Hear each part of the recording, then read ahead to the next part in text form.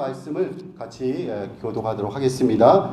자, 오늘은 응병과 아볼로라는 제목으로 말씀을 전하기 원하는데요. 사도행전 18장 24절부터 28절까지 말씀을 우리 교독하도록 하겠습니다. 알렉산드리아에서 난 아볼로라 하는 유대인이 에베소에 이르니 이 사람은 언변이 좋고 성경에 능통한 자라. 그가 일찍이 주의 노래로 열심으로 예수의 말한 것을 자세히 말하며 사지만 부활의 일상에만 따릅니다. 그가 회당에서 담대히 말하기를 시작하거늘 브리스길라와 아굴라가 듣고 데려다가 하나님의 도를 더 정확하게 풀어 이르더라.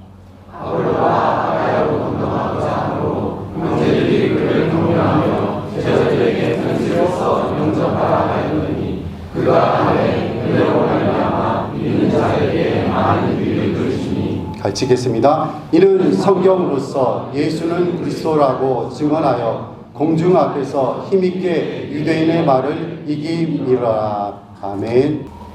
자, 이번 여름에 저희가 파리에서 올림픽을 했는데 그 양궁에서 굉장히 많은 메달을 땄습니다. 그 금메달만 5개를 땄습니다. 금메달 5개 땄고요. 그래서 저희 한국 양궁 대표팀이 지난 40년간 이 양궁에 있어서는 1위 자리를 지금 계속 유지하고 있는 것을 보게 됩니다. 특별히 여자 대표팀은 이 여자 대표팀 단체전에서 10회를 계속해서 지금 금메달을 따고 있습니다. 예. 그렇게 해서 처음 올림픽의 양궁 종목이 처음 들어간 이후로부터 지금까지 한 번도 그 1위 자리를 다른 나라에다가 내준 적이 없다고 합니다. 또 남자 대표팀은 지금 3연패를 지금 하고 있습니다. 자, 한국 이 양궁이 얼마나 잘하는지 여러분 이런 사건이 있습니다. 1996년에 미국의 아틀란타에서 올림픽이 열렸는데 한국의 그 여자 대표 선수 그때 관역에다가 처음으로 가운데다가 카메라를 설치했다고 합니다. 그래서 날아오는 화살을 이렇게 촬영해서 이렇게 보여주려고 했는데 그 한국 여자 대표 선수가 그 관역을 2번이나 맞춘 거예요. 2번이나. 그것을 맞출 수 있는 확률은 0.0058%라고 합니다. 굉장히 기적적인 그런 확률인데 그 카메라를 한 번도 아니고 한 번 설치하고 부셔졌잖아요, 카메라가. 근데 또 한 번 더 설치했는데 또 맞춘 거예요. 2번이나 이 카메라가 부셔진 거예요. 그 카메라 한 대 가격이 그 당시에 1,300만 원이라고 합니다. 1,300만 원. 그래서 2대가 날아간 거예요. 그래서 이 한국 양궁 선수들 때문에 그 이후로는 더 이상 이 관역에다 카메라를 설치하지 않기로 했다고 합니다. 한국 양궁 선수들 때문에 그런 거예요. 자, 그러면서 세계 언론들은 어떻게 이렇게 한국 양궁이 그렇게 1위의 자리를 지키고 이제까지 올 수 있었는가, 그 비결이 무엇인가 이렇게 궁금하게 다 물어봤는데 2가지 비결이 있다고 합니다. 첫 번째는 이 한국 양궁 협회가 그 운영 시스템이 되게 좋다고 그래요. 그래서 선수를 선발할 때 학연과 지연을 따르지 않고 오직 실력으로만 겨루어서 이 선수들을 선발한다고 합니다. 그리고 스포츠 기술화 그리고 과학화를 이룬 것이 이 양궁협회의 시스템이 첫 번째 원인이라고 하는데, 이번에는 여러분 뉴스 보셨는지 모르겠지만은 그 양궁 그 선수들 훈련시킬 때 AI 양궁 그 뭐라고죠? 그 AI 로봇가 나와서 만들어 그거를 가지고 양궁 선수들 같이 겨루면서 시합을 했다고 합니다. 이거 굉장히 과학적인 그런 훈련을 하는 것이죠. 자, 2번째 중요한 원인이 있는데 지난 40년간 물심양면으로 정말 아무도 알아주지 않은 그런 양궁의 분야를 지속적으로 후원하고 지원했던 그런 기업이 있다고 합니다. 그 기업이 바로 현대자동차 그룹입니다. 이 현대자동차 그룹이 처음에 양궁의 그 단체가 만들어졌을 때부터 올림픽 처음 출전할 때부터 그때 당시의 회장은 몽구 회장 그때부터 시작해서 지금 정의선 회장이 이르기까지 계속해서 그 양궁을 지원하고 있다고 합니다. 그래서 이번에 한국 양궁이 세계 정상을 차지한 이후에 방송사에서 이제 정의선 회장하고 인터뷰를 이렇게 한 거예요. 그러면서 이제 그 기자가 네, 축하를 드립니다 하면서 이렇게 인사를 드렸더니 이제 그 회장이 그런 말을 하는 거예요. 이거 소감을 물었더니 뭐라고 하냐면 협회나 저는 선수들이 노력한 만큼 그 이상의 실력을 발휘할 수 있도록 뒤에서 도운 것뿐입니다. 그렇게 대답했다고 그래요. 굉장히 겸손한 대답 아닙니까? 즉 선수들이 자신들의 기량을 최대한으로 발휘할 수 있도록 뒤에서 도왔다는 것입니다.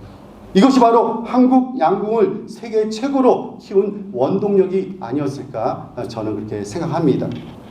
자, 한 사람의 훌륭한 선수를 키우기 위해서 선수 자신의 노력도 필요하지만은 이렇게 주위의 후원과 지지가 얼마나 중요한지를 다시 한번 깨닫게 된 것입니다. 그러면서 저희들 또 저 자신을 포함해서 우리 가족의 자녀들과 또 우리 다음에 일어나는 믿음의 세대들을 키우기 위해서 우리는 얼마나 많은 노력과 관심과 지지와 지원을 하고 있는가, 저 자신과 우리 모두가 반성을 한번 해봐야 되리라 생각이 됩니다. 자, 오늘 본문을 통해서 저는 초대교회의 중요한 인물이었던 아볼로가 어떠한 환경 속에서 리더로 성장하게 되었는지를 한번 살펴보길 원합니다. 그래서 우리 다음 세대를 어떻게 하면 잘 키울 수 있는가, 그것에 대한 해답을 한번 받기를 원하는 것입니다. 오늘 설교의 제목은 웅변가 아볼로입니다. 웅변가 아볼로. 자, 그러면은 이 아볼로는 어떤 사람이었는가? 우리 성경을 통해서 6가지 아볼로의 특징을 한번 살펴보려고 합니다. 첫 번째, 아볼로는 헬라파 유대인이었어요. 헬라파 유대인. 그는 알렉산드리아 지역의 출신이었습니다. 자, 오늘 24절 말씀 우리 함께 한번 읽어보겠습니다. 시작. 알렉산드리아에서 난 아볼로라 하는 유대인이 에베소에 이르니 이 사람은 언변이 좁고 성경에 능통한 자라.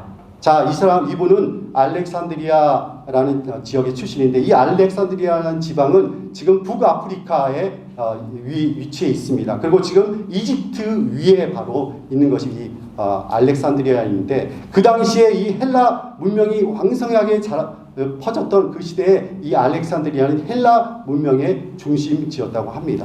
또 한 가지 중요한 건 뭐냐면은 성경에 여러 번역본들이 있는데 그 중에 70인경이라는 게 있습니다. 70인 역경, 70인경이라고 하는데 이거는 뭐냐면은 이 알렉산드리아 지방의 과거에 그 당시에 유대인 디아스포라 사람들이 많이 살았는데 그분들이 처음에는 히브리 언어, 그러니까 유대 언어를 잘 알고 있었지만 점점 세대가 지날수록 이 히브리 언어를 자꾸만 잊어버리니까 젊은 세대들은 히브리 언어를 잘 못 읽는 거예요.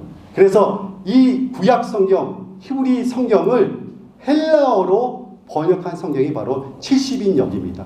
그 헬라어를 고대 그리스어라고도 이렇게 말합니다. 그 성경이 어디서 번역됐냐면은 알렉산드리아에서 번역되었습니다. 다시 말해서 거기에 유대인 디아스포라가 많이 살았을 뿐 아니라 그 도시는 헬라 문화가 왕성했을 뿐만 아니라 그 도시는 굉장히 발전하고 지식이 충만한 그런 지역에 아볼로는 살았다는 것입니다. 그래서 그는 지식인이었어요. 굉장히 학문이 뛰어난 지식인이었다고 우리는 생각할 수가 있습니다. 자, 두 번째, 아볼로는 언변이 뛰어났습니다.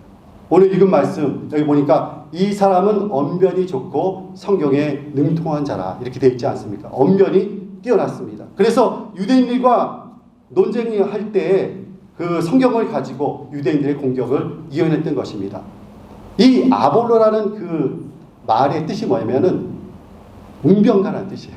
이 말 자체가 그러니까 웅변가 아볼로는 웅변가 이런 뜻입니다. 그러니까 웅변가는 워낙 말을 잘하니까 이 사람의 이름도 아볼로라고 이렇게 지어진 것 같아요. 그 사람의 논쟁에서 항상 이겼습니다. 그래서 28절을 같이 한번 읽어보겠습니다. 시작. 이는 성경으로서 예수는 그리스도라고 증언하여 공중 앞에서 힘있게 유대인의 말을 이기리라. 자, 지금 기독교에 대한 공개 토론이 벌어지고 있습니다. 이 공개 토론이 벌어지는데 이 아볼로는 성경을 가지고 그 유대인들의 공격과 모든 것들을 막아냈다는 것입니다. 유대인들의 거친 공격을 막아냈을 뿐 아니라 그 변론에서도 이 아볼로는 승리하게 되었던 것입니다. 그는 언변이 뛰어났던 사람입니다. 자, 세 번째 특징. 이 아볼로는 성경에 뭐라고 기록되어 있으면 능통했다 이렇게 되어 있습니다. 언변이 좋고 성경에 능통한 자라. 성경에 능통했어요. 자, 그는 구약 성경에 능통했다는 뜻입니다. 왜냐하면 당시에 신약 성경은 아직 완성되지 않았기 때문에 구약 성경에 능통했던 거예요. 우리 사도 바울이 과거에 구약 성경에 능통했던 것처럼 이 아볼로도 구약 성경에 능통했던 것입니다. 구약 성경의 내용을 꿰뚫고 있었던 것입니다. 그렇기 때문에 유대인들과 논쟁에서 성경을 근거로 그는 싸워서 이길 수가 있었던 것입니다. 오늘 앞에 보니까 28절에 보니까 이는 성경으로서 예수는 그리스도라고 증언하여, 그가 무엇을 가지고 싸웠냐면은 구약 성경을 가지고 논쟁에서 싸웠던 거예요. 그만큼 구약 성경을 완전히 꿰뚫고 있었던 것입니다. 자, 그의 네 번째 특징은 뭐냐면은 그가 하나님의 일에 열심히 있었다는 것입니다. 자, 오늘 25절 말씀을 한번 같이 한번 읽어보겠습니다. 시작. 그가 일찍이 주의 도를 배워 열심으로 예수에 관한 것을 자세히 말하며 가르치나 요한의 세례만 알 따름이다. 여기 뭐라고 되어 있냐면은 열심으로 예수에 관한 것을 자세히 말하며, 그는 열심히 있었어요. 정말 하나님의 일에 대한 정말 열심히 있었고 복음에 대한 확신이 있었기 때문에 그는 열심히 예수를 증거하고 가르친 것입니다. 이렇게 열심히 있는 사람이 성령 충만하게 되면 하나님의 일에 더 충성하고 봉사하는 경우를 많이 보게 됩니다. 사실 사도 바울도 열심히 있던 사람이었죠. 그가 변해서 복음의 열심으로 복음의 사역을 감당하는 것을 보게 됩니다. 저희 교회에서도 보면은 정말 열심히 있는 분들이 있습니다. 예. 근데 이 열심히 있는 분들이 이게 열심히 주의 일을 하다 보면은 때로는 실수하는 경우도 있습니다. 하지만은 하나님의 교회는 이렇게 열심히 충성하고 봉사하는 사람들로 인하여 부흥하고 성장하는 줄 믿습니다. 우리 모두 열심히 있는 성도들이 다 되기를 원합니다. 자, 이렇게 장점들이 다 있었는데, 자, 한 가지 아볼로의 단점이 있었어요. 그건 뭐냐면은 그가 열심히 있게 하나님의 일을 하고 복음을 전했지만은 그가 복음에 대해서 좀 무지했던 것입니다. 복음에 대해서 확실하게 알지 못하고 좀 희미하게 알았던 거예요. 정확하게 알지 못했습니다. 그래서 브리스길라와 아굴라의 도움을 받아서 하나님의 도를 자세히 정확하게 배울 수가 있었던 것입니다. 오늘 26절 말씀을 한번 읽어봅시다. 시작. 그가 회당에서 담대히 말하기를 시작하면은 브리스길라와 아굴라가 듣고 데려다가 하나님의 도를 더 정확하게 풀어 이르더라. 아볼로가 초대교회에 영향력 있는 지도자가 되기까지 그 배후에는 브리스길라와 아굴라의 헌신이 있었던 것입니다. 그 브리스길라와 아굴라가 이 아볼로를 데려다가 말씀을 정확하게 가르친 거예요. 브리스길라와 아굴라는 텐트 만드는 사람이었어요. 텐트 만드는 사람.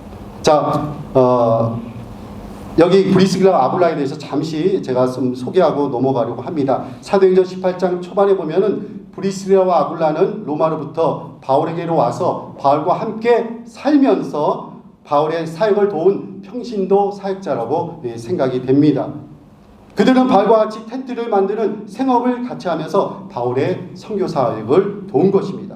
정말 그들이 진정한 일터 선교사였던 것입니다. 사도행전 18장 2절 3절에 보니까 아굴라라 하는 본도에서 난 유대인 한 사람을 만나니 글라우디오가 모든 유대인을 명하여 로마에서 떠나라 한 거로 그가 그 안에 브리스길라와 함께 이달리아로부터 새로 온지라 바울이 그들에게 감해 생업이 같으므로 함께 살며 일을 하니 그 생업은 천막을 만드는 것이더라. 이렇게 되어 있습니다.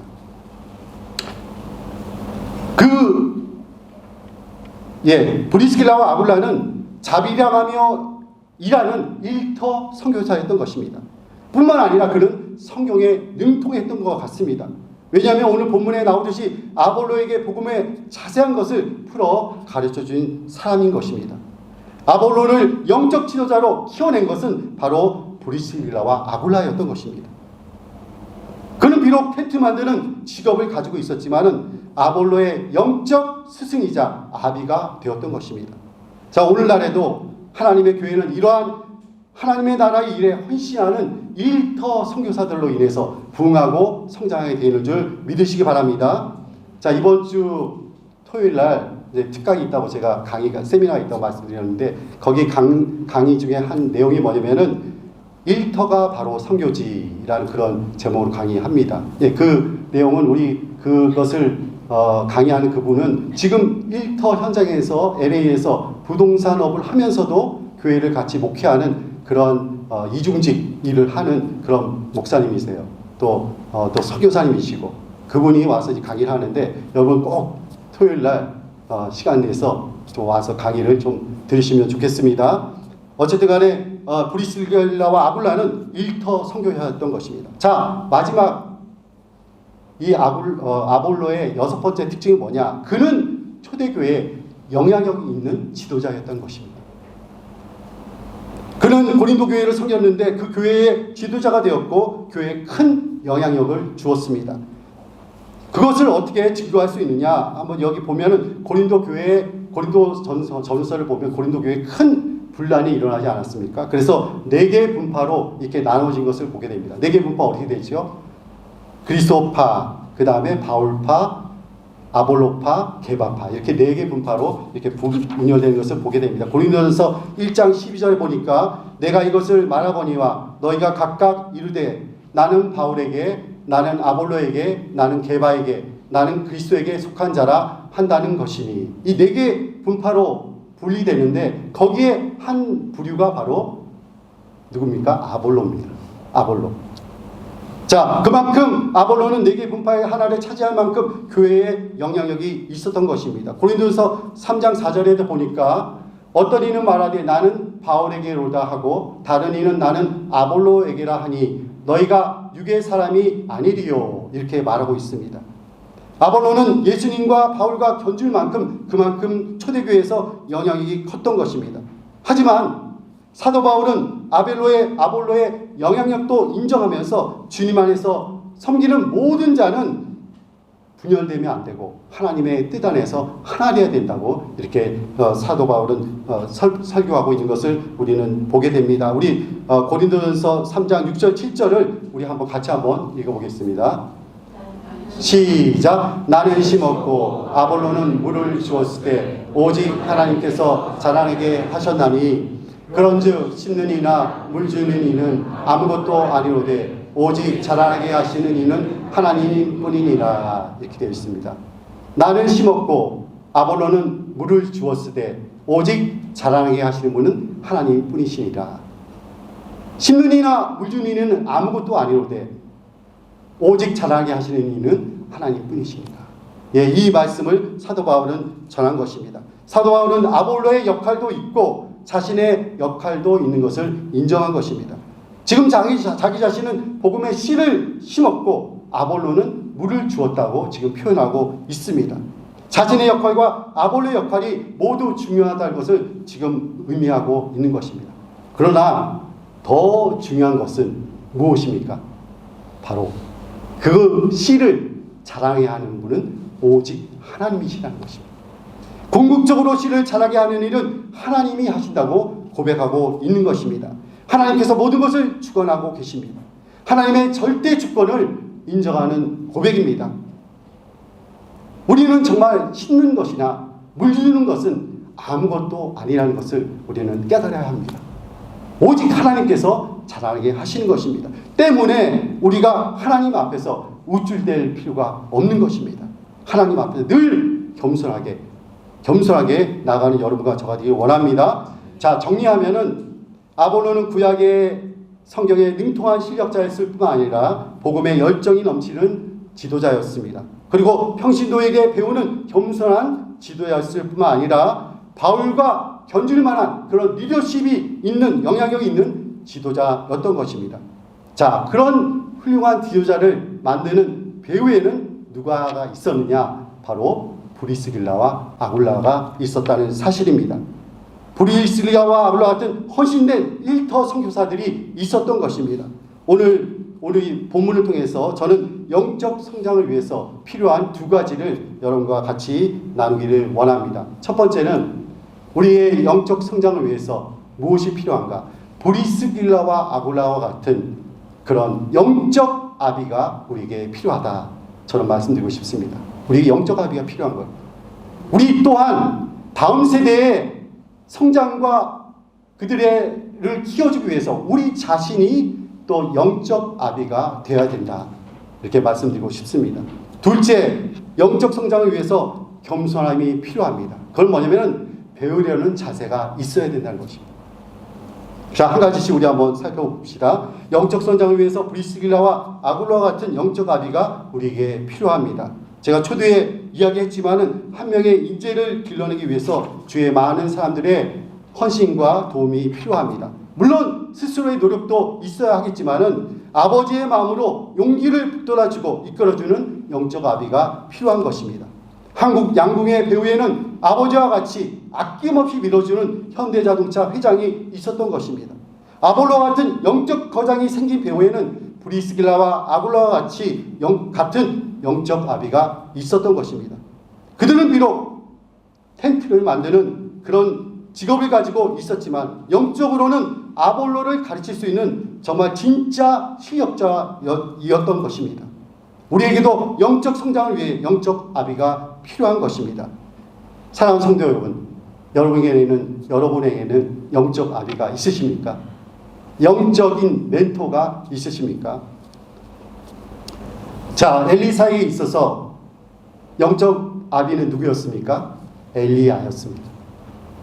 실제로 엘리사는 엘리야를 아버지라고 불렀습니다. 자, 열왕기하 2장 12절에 보면 엘리사는 하늘로 올라가는 엘리야를 향해 소리칩니다. 우리 함께 한번 읽어봅시다. 시작. 엘리사가 보고 소리 지르되 내 아버지여 내 아버지여 이스라엘의 병거와 마병이여 하더니 다시 보이지 아니하는지라. 이에 엘리사가 자기의 옷을 잡아 둘로 찢고. 여기 지금 엘리사는 엘리야를 향해서 뭐라고 소리칩니까? 내 아버지여 내 아버지여.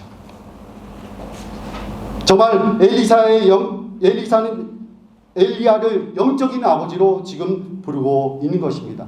자, 여호수아에게 있어서 영적인 아버지는 누굽니까? 바로 모세입니다. 그래서 여호수아는 모세의 지도력을 본받게 된 것입니다.